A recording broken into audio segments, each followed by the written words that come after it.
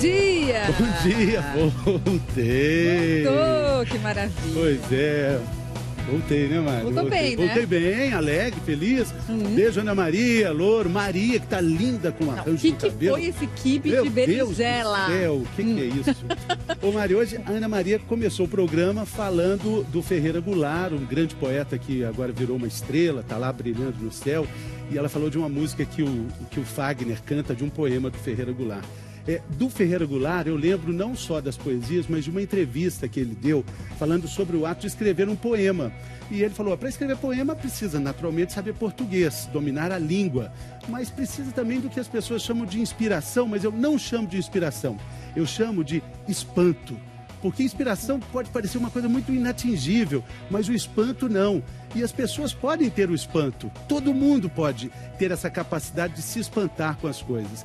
Eu não sabia muito bem o que eu ia falar nessa minha volta, mas quando eu te vi, Mariana, entrando na redação, já tinha visto a Paty, o Cosme, o Bottini, eu me espantei tão positivamente que eu falei assim, a vida é possível. Depois de tantas notícias tristes, eu quero me espantar positivamente, como eu me espantei. Que lindo, não precisa nem do poema, Fê. Obrigada, obrigada, Então seja muito bem-vindo. A gente sentiu muito a sua falta aqui. Obrigada. Hoje a gente vai falar de um espanto que pode não ser tão positivo, Nada né? positivo, né? Descobrir que você tem diabetes é super importante, gente, porque quase metade dos brasileiros que têm a doença não sabe que tem.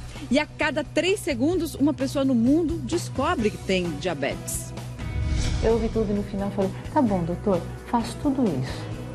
Em quanto tempo eu tô curada? Aí no final ele disse a sentença, diabetes não tem cura. Pois é, hoje o médico de família, o Dr. Gustavo Gusso, vai explicar como enfrentar o desafio de ter crianças ou adolescentes diabéticos em casa. São momentos difíceis, principalmente quando você tem um diagnóstico recente. Por onde eu começo, né? Onde eu vou, o que eu faço.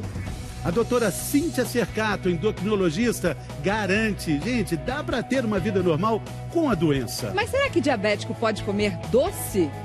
Só pode comer alimentos diets? A gente vai falar o que é mito e o que é verdade. E mais, um exemplo de quem convive há 20 anos de bem com diabetes. O diabetes não controla você. Você controla o diabetes. É viver ou morrer. E a minha escolha é, obviamente, viver. É uma ótima escolha, né? Se tem dúvidas, eu tenho certeza que tem. Manda pra gente, então, aqui no nosso g1.com.br/bem-estar. Pra gente começar, doutora Cíntia, esse dado espantoso. 11 milhões de brasileiros, essa é a estimativa, têm diabetes. Só que quase 5 milhões não sabem que tem a doença. Como isso é possível? Verdade. O diabetes do tipo 2, ele pode aparecer lentamente. E muitas vezes as pessoas acabam tendo o diagnóstico quando já tem uma complicação. Por isso que é super importante estar a partir de uma determinada idade, né? Então a partir dos 40 anos, sempre fazer uma rotina de exames, fazer um check-up, fazer uma medida de glicemia uma vez por ano, para poder verificar se a pessoa ela tem a doença ou não. Verdade, 47% não sabe que tem a doença. Doutor Gusso, o senhor está aqui, médico de família. Eu já quero mandar um abraço em nome do Bem-Estar para todos os médicos de família. Hoje é o dia do médico de família. Eles estão representados aqui por um excelente profissional. Parabéns, doutor. Obrigado. Vamos falar de mais um mito com relação ao açúcar, né? O diabético, ele pode comer um docinho? Porque normalmente o diabético adora o doce. Bom, o diabético é um ser humano, né? Continua um ser humano e ele pode comer doce desde que coma com moderação, né? Como qualquer outro ser humano. Às vezes, só que ele vai ter que ter um controle muito mais rígido da quantidade de doce que ele vai poder comer. E do tipo de doce também, então vai ter que ter um acompanhamento mais rígido do que as pessoas que não são diabéticas. Então pode comer doce, desde que tenha planejamento, né? Exato. Que faça esse planejamento. Agora, como é descobrir que você tem a doença? Como é descobrir que você tem diabetes? A Maria Luzia e o Carlos abriram o coração e contaram para o Bem-Estar. É assim que o Carlos começa o dia. E isso me dá o que é necessário o dia a dia para conviver com minha diabetes. A descoberta foi em 8 de abril de 2008, uma dor abdominal muito forte. Ele chegou no hospital e entrou em coma. Foi dessa forma assustadora que o Carlos soube que o seu pâncreas tinha parado de produzir insulina E por causa disso, ele estava com diabetes. Eu acordei 48 horas depois do coma, eu enxergava tudo embaçado. O braço eu consegui levantar só dessa altura, deitado, só mais ou menos dessa altura, não consegui levantar mais o braço, não tinha forças e a parte da cintura para baixo, sem chance. Ele tinha mais perguntas do que respostas. Vou voltar a ser a pessoa que era antes? Essas eram também as dúvidas da Maria Luzia, que descobriu a diabetes há 25 anos. A diferença é que, no caso dela, o diagnóstico veio no consultório médico numa consulta de rotina. Ele ficou explicando passo a passo o que eu deveria comer, o que eu não deveria, o que eu deveria ter atitude de atividade física, usar medicamento. Eu ouvi tudo e no final falei, tá bom, doutor, faço tudo isso. Em quanto tempo eu tô curada? Aí no final ele disse a sentença, diabetes não tem cura. E isso para mim chocou. Com a diabetes veio também o preconceito. Ter que injetar insulina na praça de alimentação e as pessoas olharem para você como se você fosse um viciado. Demorou, mas ela se adaptou. Eu faço natação, eu faço corrida de rua e quando dá tempo eu pego a bicicleta e vou passear com as minhas amigas aí pela cidade. Eu preciso estar atenta à glicemia, eu preciso sempre portar, além do glicosímetro, algum carboidrato de ação rápida. Tinha algumas coisas que eu gostava muito que eu acabei tendo que abrir mão. Como o quê? Panetone. Meu primeiro Natal de diabético foi traumatizante. Eu lembro que era manhã de Natal, e estava lá um senhor panetone com todo o seu aroma espalhado pela cozinha inteira. Aí eu peguei a mania que tem uma caneca com café com leite, meu pãozinho integral com margarina light. Eu peguei aquilo e fui comer no quintal. E um monte de lágrima no rosto, porque aquele dia eu senti vontade de comer uma coisa que eu não podia comer. Mas hoje tem panetone aqui. Nem diet é. É que agora ela sabe verificar a glicemia, medir quanto açúcar o panetone vai gerar no corpo e fazer o controle necessário. Esse aparelhinho recebe sinal de um sensor que fica dentro do braço da Maria Luzia e dá o nível de glicose no sangue. Se meu médico ver isso, ele vai ficar orgulhoso. Aí dá até para se presentear de vez em quando. Esse perfume é tudo, meu Deus.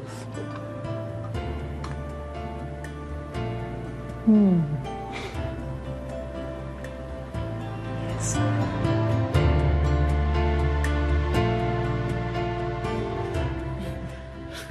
A Maria Luzia ganhou vários likes da doutora Cíntia aqui pelo comportamento, né? Isso, tá ótima. 109 de glicemia, bacana. Muito bom. Agora, a doutora Valéria disse que com relação ao diabetes existem muito mais perguntas do que respostas, principalmente do paciente, né? E uma dessas perguntas é como é que ela é adquirida? É um fator genético?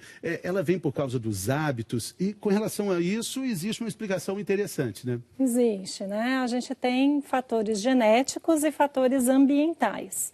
Tá? Então, uma coisa a gente chama de genética, predisposição genética. Você nasce com essa predisposição, mas você precisa ter um gatilho ambiental para poder desencadear a doença. Então, no caso do diabetes do tipo 1, apesar de existirem fatores genéticos, raramente a gente vê aquela coisa de hereditariedade, porque o pai é diabético tipo 1 ou a mãe é diabética tipo 1, a gente não vê os filhos tendo diabetes tipo 1, a chance é bem menor. Agora, no caso do diabetes do tipo 2, você tem muito mais fatores genéticos, ou seja, se você tem uma predisposição genética, ou seja, se o seu pai, se a sua mãe, se você tem irmãos diabéticos, a chance de você ter a doença é muito maior. Tá? E quando ela surge, doutora? Em geral, o diabetes do tipo 1 é um diabetes autoimune, tá? Em que você tem a destruição das células que produzem insulina e é mais comum acontecer na infância e na adolescência. Mas é super importante a gente dizer para as pessoas que o diabetes do tipo 1 ele pode aparecer em qualquer idade. Então a gente viu aqui os personagens, né, que tinham diabetes do tipo 1, descobriram a doença já na idade adulta. Então é importante que a gente diga que o diabetes do tipo 1 pode acontecer em qualquer idade, mas é mais comum na infância e adolescência. Normalmente assim, né? Agora, com relação aos sintomas, doutor Gustavo. Bom, o tipo 1, então, que é o diabetes que começa principalmente na adolescência, os sintomas são mais muita sede, xixi em excesso, cansaço, enfim, são sintomas, às vezes a pessoa emagrece, né? E já o tipo 2, que é o diabetes que começa geralmente depois de uma certa idade, o mais comum é não ter sintomas. E a pessoa pode viver, o senhor estava dizendo, muitos anos com a doença sem perceber que tem um problema. Muitos anos. Então, Mas isso não significa que ela fica muitos anos, mas a doença vai cada vez piorando mais se ela não controlar, isso, certo? A diabetes ela tem essa característica de, com o tempo, ela vai ficando cada vez mais grave, quer dizer, e a pessoa ela pode começar a ter os mesmos sintomas do diabetes tipo 1 se ela não descobre nesta fase que está sem sintomas. E muitas vezes, então, se ela descobre tardiamente, é muito pior. Pior, tem mais consequências, né? Às vezes, até a pessoa descobre quando já tem uma complicação. Então, é super frequente, por exemplo, um paciente entrar numa emergência com um infarto, né, que é uma complicação do diabetes, é o infarto, por exemplo, e nessa internação descobrir que tem a doença. E talvez então fique mais difícil o tratamento, né, doutora? Certamente, né? Como é que normalmente esse tratamento acontece nos tipos diferentes aí de diabetes? Então, no caso do diabetes do tipo 1, como você tem uma falência completa do pâncreas em produzir a insulina, necessariamente o paciente vai precisar tomar insulina. No tipo 2, existem etapas de tratamento. A primeira etapa do tratamento, aliado, né, claro, à perda de peso, dieta, atividade física, é o uso da metformina, que é a medicação de primeira linha. A partir daí, não havendo o controle, então existem muitas outras opções de tratamento. A gente vai ver agora o depoimento da Gisele, que descobriu que tem diabetes e vai contar pra gente como que ela vive com a doença há 20 anos. Olá, eu me chamo Gisele e esse ano eu completo 20 anos de diabetes tipo 1. Parece que foi ontem, mas também ao mesmo tempo parece que faz desde sempre. São 20 anos de saúde, de vida normal, fazendo e vivendo tudo, especialmente aos olhos dos outros, né? Mas nada vem de mãos beijadas, dá trabalho. Eu digo que ter diabetes é como ter um segundo emprego, estar sempre alerta, sempre pensando, planejando, não entrar numa reunião, não dar volta na quadra, não dormir, não comer, sem antes planejar. Quanto está minha glicemia agora? Eu comi, eu vou comer, eu vou fazer esforço. Então é tudo isso acontecendo em paralelo, né, enquanto a vida vai correndo, a casa, o trabalho, os filhos. E então é esse constante estado de alerta. E não é à toa que o meu médico brinca que a melhor combinação que ele já viu é um diabético atuário. Eu sou atuária, minha profissão, e eu realmente acho que gostar de matemática facilita bastante as coisas. Porque no momento que o diabético aprende a equilibrar o consumo de carboidratos, a quantidade de insulina que tem que ser feita, isso tudo considerando as atividades do dia a dia, e cada dia é um dia diferente, é libertador, porque o diabetes não controla você. Você controla o diabetes. Acredito que no fim das contas a escolha é muito simples, é viver ou morrer. E a minha escolha é, obviamente, viver. Que maravilha, né? Essa também ganhou muitos likes, né? Muito bom. Doutor, tem mais uma questão que acaba sendo um mito, seria um mito ou seria verdade, com relação ao açúcar, né? Que controla todo o universo do diabético, né? Comer muito açúcar causa diabetes? Esse é um mito muito comum. Na verdade, a Cíntia falou que alguns fatores ambientais que desencadeiam o diabetes, um dos principais é a obesidade, né? Então, na verdade, não é o açúcar. Se a pessoa comer uma quantidade de açúcar que leve a ela a ficar obesa, isso é que vai desencadear. Mas se ela comer uma quantidade de açúcar que não cause obesidade, quer dizer que ela consegue maneirar na dose e se compensar com outras coisas, fazer atividade física, não vai desencadear o diabetes. Não vai ser este fator que vai desencadear o diabetes. Vamos entender então por que a obesidade desencadeia e não o açúcar. Vamos ver aqui na nossa tela, primeiro, como é que funciona essa questão da glicose, da absorção da glicose e do auxílio da insulina, né, doutora Cíntia? O normal, qual é?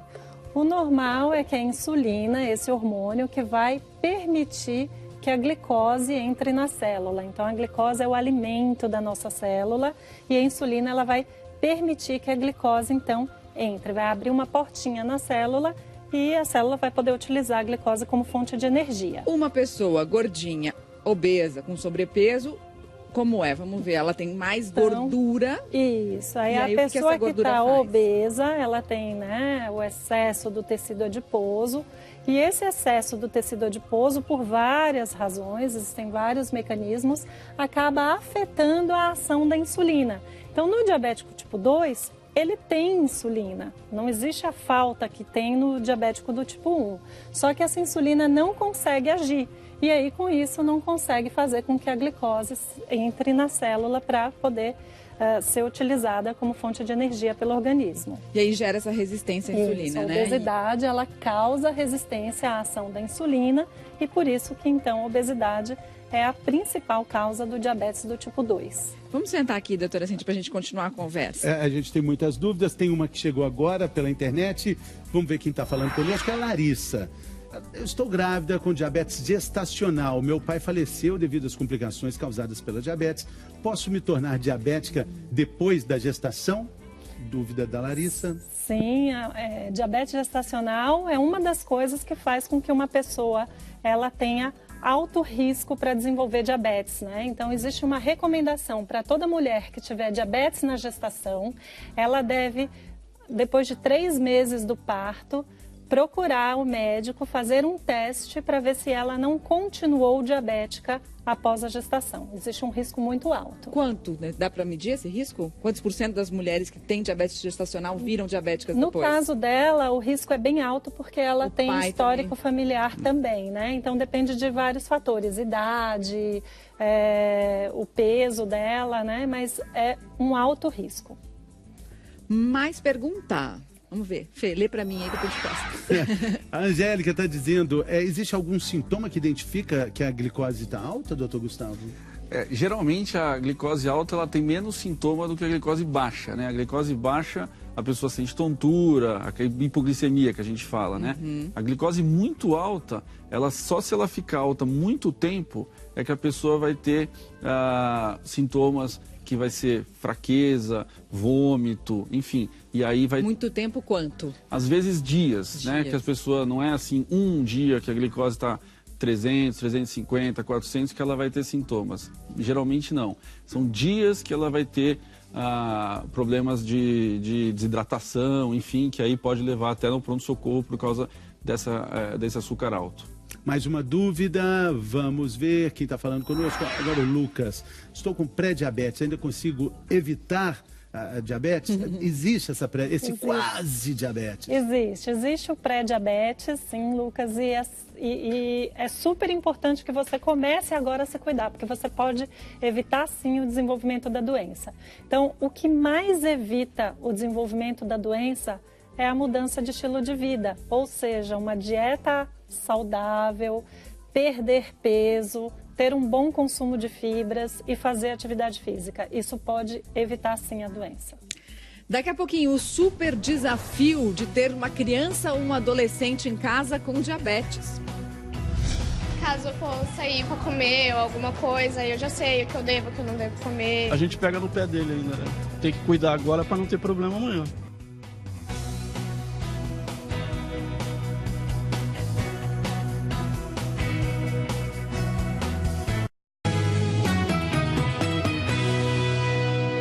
Saúde! Estamos de volta. Mariana tá me lembrando aqui, porque eu voltando de férias. Porque voltando de férias a gente fica mais lentinho. Então vai lá, agora vamos fazer o quê? Saber o que acontece no Brasil e no mundo. As notícias do G1 em 1 minuto.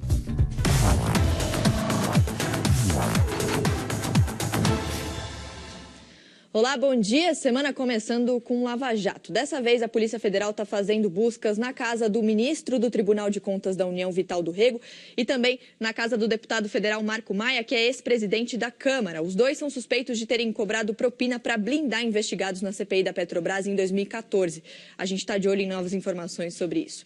Aqui em São Paulo, depois de 7 dias de julgamento, saiu finalmente a sentença da Elise Matsunaga, que é acusada de matar e esquartejar o marido em 2012. Ela vai pegar, então, quase 20 anos de prisão por causa do crime. A defesa disse que vai recorrer. No Rio de Janeiro está sendo velado agora na Academia Brasileira de Letras o corpo do poeta Ferreira Goulart. Ele morreu ontem de manhã no hospital, estava internado há 20 dias por causa de complicações pulmonares, tinha sido diagnosticado com pneumonia. O enterro vai ser hoje à tarde. Mari, Fê. Obrigada, Mari. Bom trabalho para você, boa semana. Valeu, Mari. Beijo. Até amanhã. Até amanhã. Vamos falar agora do super desafio de você ter uma criança ou um adolescente com diabetes em casa. Normalmente uma fase de mais rebeldia, né? A Rosana Vale mostra pra gente do litoral de São Paulo. Uma família preparada para enfrentar o diabetes. Mãe, pai e o Diogo. Ele tem até uma página nas redes sociais para explicar os cuidados, novidades no tratamento e a aventura de ser criança e conviver com a doença. Eu também uso a bomba de insulina, ó. Mas eu tenho uma vida saudável porque quem me ajuda é minha mãe, meu pai, me ajuda a controlar bem a diabetes. Mas no começo não foi nada fácil, não. O diagnóstico veio quando o Diogo tinha 4 anos. São momentos difíceis, principalmente quando você tem um diagnóstico recente. Por onde eu começo, né? Onde eu vou, o que eu faço? Ou não tem aceitação da criança, né? A criança não quer usar a bomba, ou a criança não quer fazer o tratamento. Isso tudo é muito difícil. Quando chega a adolescência, fase da rebeldia e da independência, o controle da doença pode ficar mais complicado. Foi por isso que há vários anos um grupo de profissionais da área da saúde do Guarujá criou um programa específico que acompanha a família e também o paciente até que ele tenha 19 anos de idade. O diabetes é uma doença com restrições de horário, de alimentação, então vai ser atingida também pela própria fase, né? Que ele quer sair, não quer dar satisfação, quer fazer as coisas dele e tem que se restringir aos cuidados com o diabético. O programa discute tudo com o adolescente e com a família.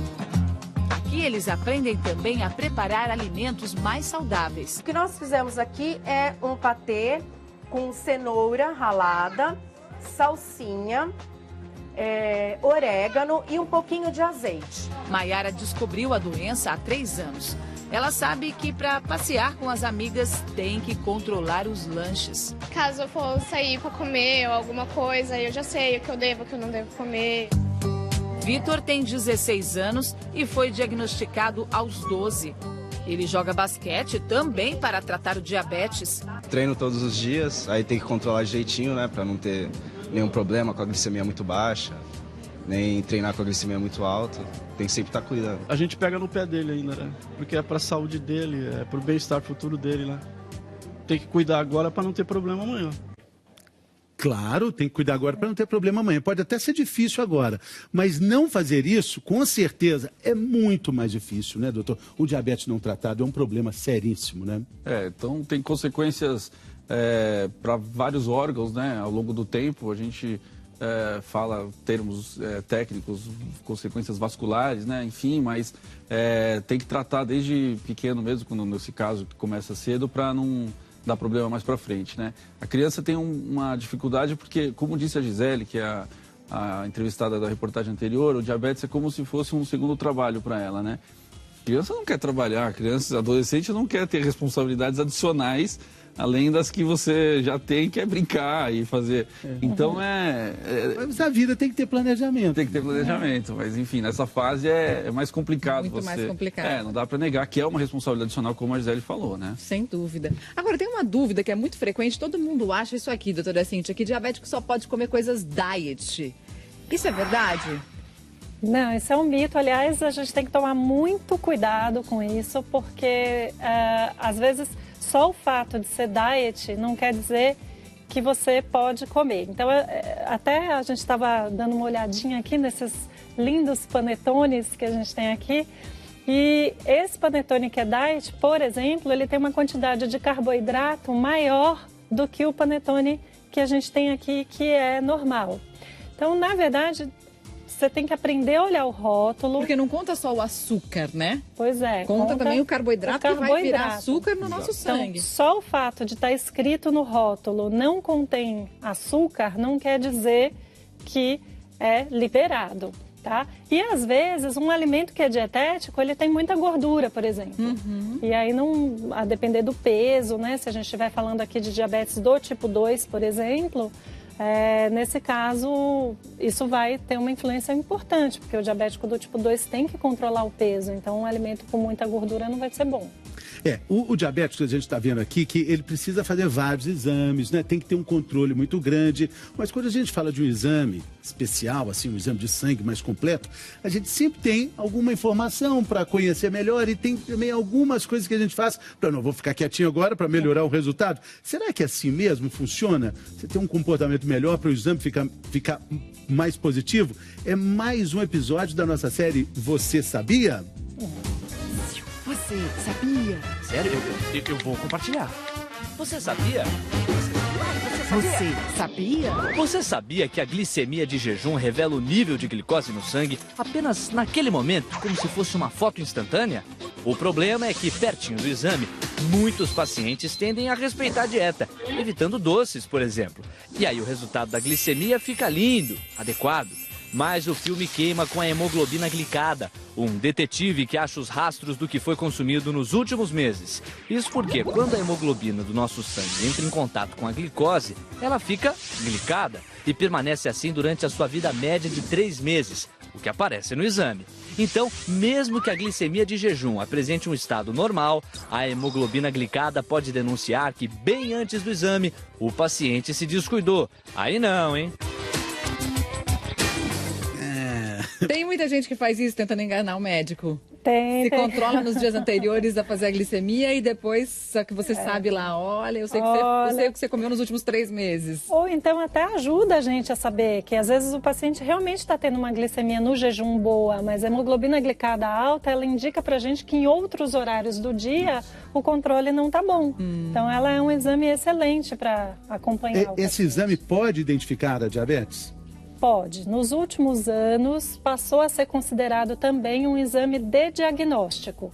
Então, se não me engano, a partir de 2010, a Associação Americana de Diabetes, ela passou a considerar uma hemoglobina glicada acima de 6,5 como diagnóstico de diabetes. Então, a gente consegue, inclusive, classificar se a pessoa é normal, se a pessoa é pré-diabética ou se ela é diabética com esse exame. Importante, né? Agora, a gente sempre fala aqui da história da alimentação saudável para o diabético, e aí as pessoas podem pensar assim, então fruta liberou, tá tudo liberado. É verdade ou é mentira isso?